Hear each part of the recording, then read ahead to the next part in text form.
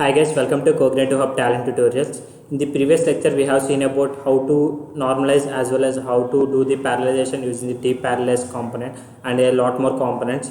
But in this video, I am going to explain about some little scenario that we have that I faced in the TXML map component.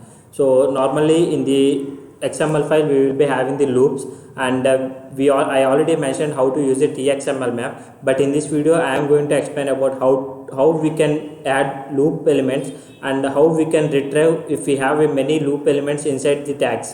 So now I will explain you with the sample file as well. Now without wasting any time, let's dive into the topic.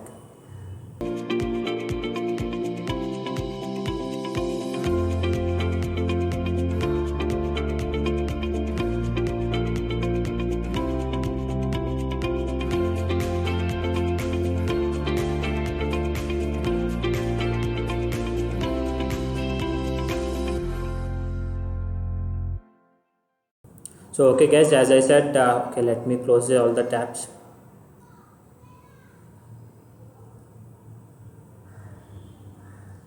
So let me open one more job here, example illustration. Let me remove this. Yeah, now what I want to do is I already opened one file here. So this is the sample file that I have created to illustrate our scenario. So previously what we did was we have used the TXML map in order to go through the complete loop. But if you have multiple inner loop, then it won't consider all the complete records that you have. Suppose if you consider this information in the previous lecture, I have explained about suppose if you have information like this, whatever the previous lecture that I have mentioned in the TXML map, suppose if you mention the loop element for the root tag itself, then what it will take is it will take only the one record if you have in the inner tags, and it won't consider the second record, like this particular record it won't consider. But in our case we need to consider both the addresses. So because what happened is for this particular Aadhaar number we have two addresses, one is home address as well as the business address as well. And similarly for this particular person having a Aadhaar number, this one we have again two addresses. But with the if you mention the loop element as root, it will only consider the first home address only, but it won't consider the business address. And this is the most of the scenario where you will face in the projects that you will do in the actual projects that you have in the software industry. So now let me take the sample and let me explain you via job. So what we have is, let me include this t file input xml. Yeah, t file input xml I am taking. So in order to take that file, I am taking this schema as something like distributor, and I am making the type as dynamic because I don't want to specify document I am placing, because I don't want to specify each and every schema that I have, because I want to include complete thing. So for that I want to take complete thing as a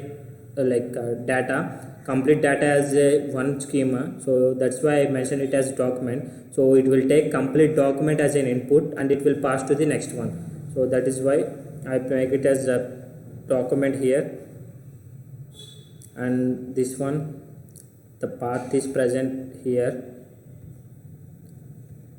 this is, and the loop element should be the root tag. So I am placing it with slash only, so I am leaving it. But here the XPath query I should mention it as star for now, because I don't want to place any queries as of now. So let me place this alone. So if you have any doubts about the T file input XML as well as basic TXML map, then I already explained in my previous lectures, you can go through those. But in this video I am just explaining you in detail of the TXML map. You can say it as some typical scenarios in TXML map or in IT industry. Now what we have is we have schema and we configure the T file input XML. Now we need to map it with TXML map. You need to connect this with output map. Yeah, now it is connected. Now let me double click and open this. Now what you will be having is we will be having this, and it automatically make it as a root as a element. But in our case it is not the root, so I need to change this, rename it as details, because we are getting details here. So parallelly, let me open the input file. So if we consider this, first of all we are having the details because that is the root tag, and then onwards we are having individual things like root element and inside that key, Aadhaar and all. So I need to simulate this particular schema here. So you can add inner elements. You are using right click on that particular element, and you can click either if it is a attribute you can click on attribute, if it is a sub element you need to click on sub element, and if you want to make it as a loop then you can make it as a loop here, and if you want to change the name you need to click on rename here. But for now I am making it as sub element, and the sub element is root, and inside the sub element I have one more sub element, that is key, and inside the key what I am having is Aadhaar. Let me make it as a capital letters.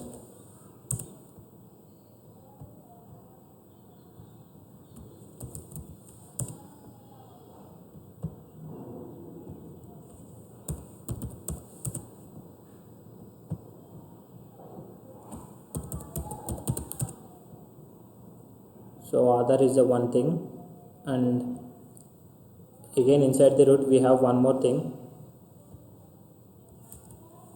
personal information. Let me open the file again. Yeah, personal underscore information, and in that we have first name, last name, DOB, gender. So I am clicking these as a sub elements. First name, last name, DOB, and then gender. So these are the two. First of all, one is key,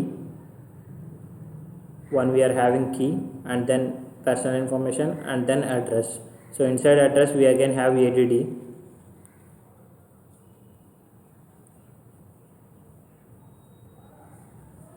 So again root,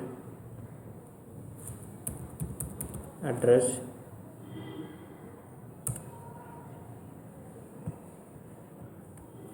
ADD,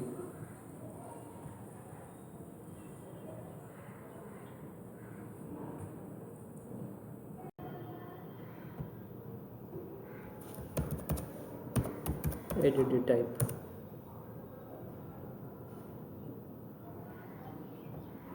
ADD type, and then AD street, AD city, AD country.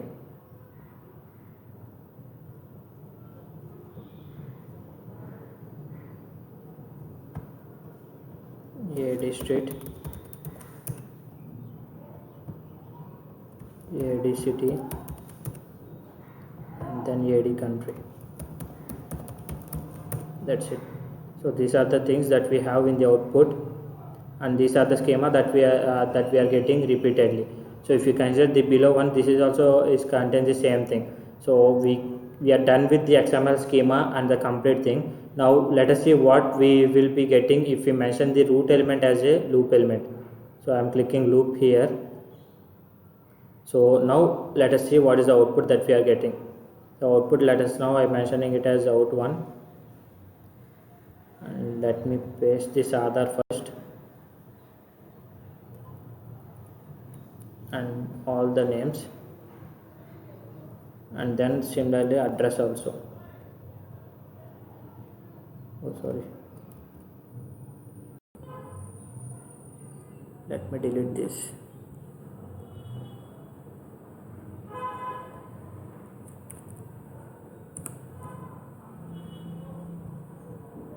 Yeah, now we will be getting all these things, and I am clicking apply and OK. Now let me open some tlog row, and let me connect the output with tlog row, table in columns, saving it, and if you run the output, let us see what is the output that we will get.